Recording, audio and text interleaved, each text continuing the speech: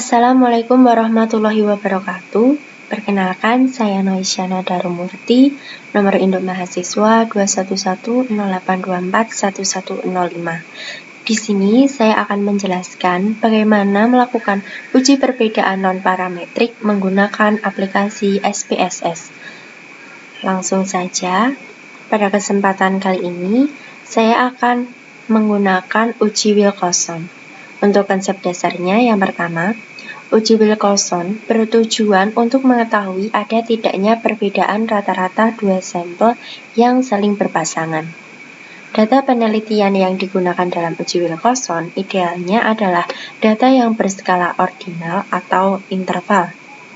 Uji Wilcoxon merupakan bagian dari statistik non-parametrik. Maka, dalam uji Wilcoxon tidak diperlukan data penelitian yang berdistribusi normal.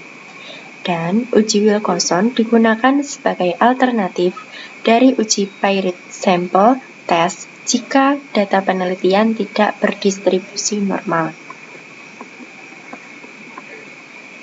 Di sini saya juga memiliki contoh kasus.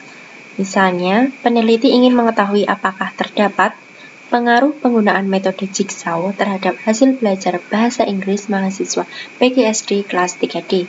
Untuk kebutuhan data, peneliti melakukan penelitian atas hasil belajar mahasiswa sebelum pre-test dan sesudah post-test menggunakan metode Jigsaw dalam kelas tersebut. Hipotesisnya, ada perbedaan hasil belajar pre-test dan post-test yang artinya ada pengaruh penggunaan metode Jigsaw terhadap hasil belajar bahasa Inggris mahasiswa PGSD kelas 3D. Nah, sedangkan untuk langkah-langkah uji Wilcoxon menggunakan SPSS, yang pertama adalah proses penginputan data, kedua adalah analisis data, dan yang ketiga adalah output SPSS.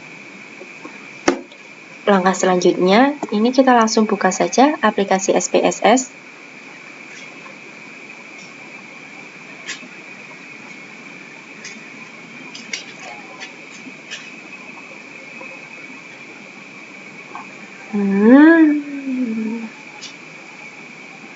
Masuk di bagian name, ditulis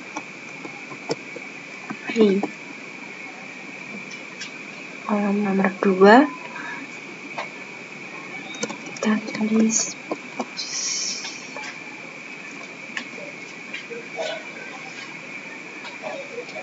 lalu di bagian desimal kita pilih 0, kita pula yang post-test juga 0. Nah, di bagian label bisa ditulis pre-test, dan yang kedua post-test.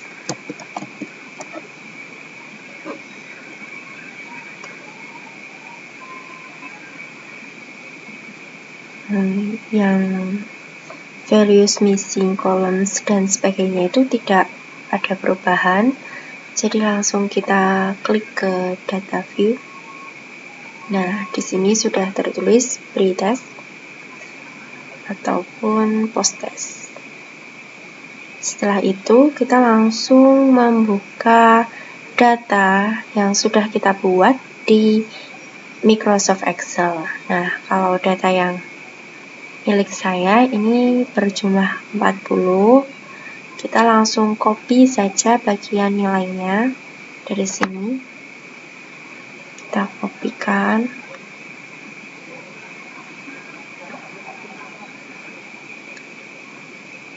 Nah,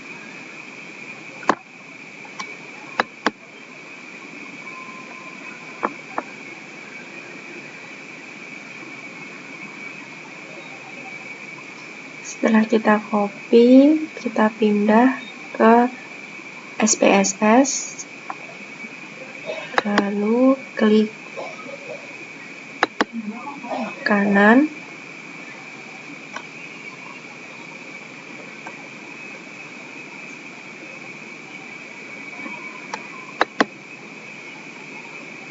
kita pilih paste.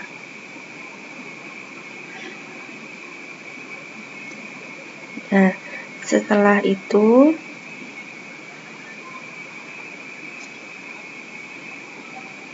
kita cek kembali ke bawah apakah datanya sudah pas belum. Nah, punya saya ini sudah pas 40.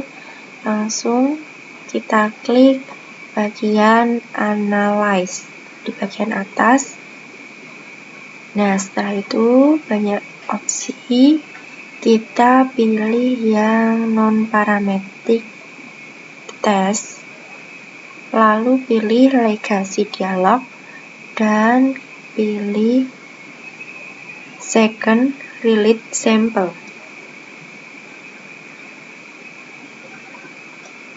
Kita klik. Nah, ini tinggal ditunggu.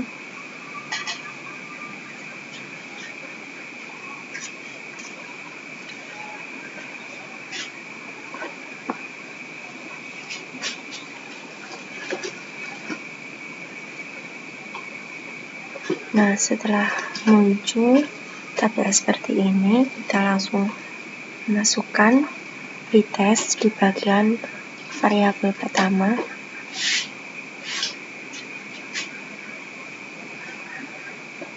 Dan posttest bagian variabel kedua. Tipe tes Wilcoxon, langsung klik OK.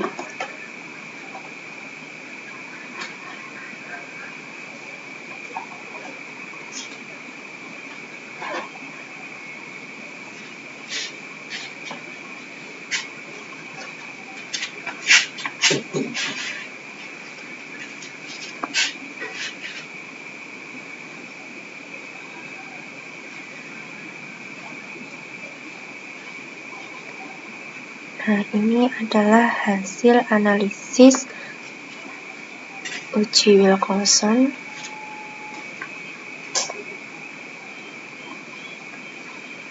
Nah, di sini saya akan menjelaskan mengenai hasil dari analisis output SPSS.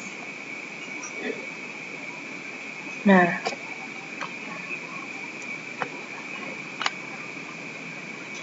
yang pertama ini ada negative range, ya, di sini negative range atau selisih negatif antara hasil belajar bahasa Inggris untuk pretest dan posttest ini bernilai 0, baik itu pada nilai N maupun pada min rank maupun sum of ranks. Nilai 0 ini menunjukkan tidak adanya penurunan atau pengurangan nilai pretest ke nilai posttest. Lalu kedua ada positive range. Nah, positive range atau selisih positif antara hasil belajar bahasa Inggris untuk pretest dan posttest di sini terdapat nilai 40. Data positif N, yang artinya 40 mahasiswa tadi mengalami peningkatan hasil belajar bahasa Inggris dari nilai pretest ke nilai posttest. Min rank atau rata-rata peningkatan tersebut sebesar 20,50. Sedangkan jumlah ranking positif atau sum of ranks di sini adalah 820,00. Sedangkan untuk TS-nya adalah kesamaan nilai pretest dan posttest pada hasil analisis, nilainya adalah 0. Sehingga dapat dikatakan bahwa tidak ada nilai yang sama antara pretest dan posttest. Untuk dasar pengambilan keputusan di sini terdapat keterangan jika nilai asimsik kurang dari 0,05 maka hipotesisnya diterima. Sedangkan jika nilai asimsiknya lebih dari 0,05 maka hipotesisnya ditolak.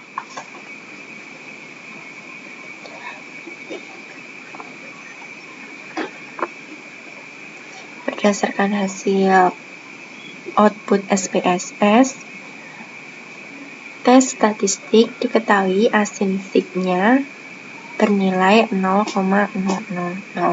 Karena nilai 0,00 kurang dari 0,05, maka dapat disimpulkan bahwa hipotesisnya diterima. Artinya ada perbedaan antara hasil belajar bahasa Inggris untuk pretest dan posttest, sehingga dapat disimpulkan bahwa ada pengaruh penggunaan metode Jigsaw terhadap hasil belajar bahasa Inggris mahasiswa PGSD kelas 3D.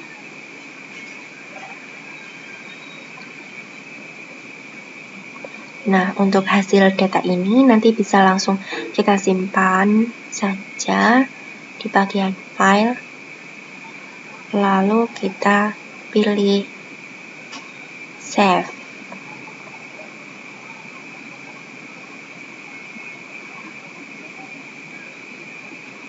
Di sini kita letakkan mau di folder mana dengan namanya, lalu langsung kita klik save.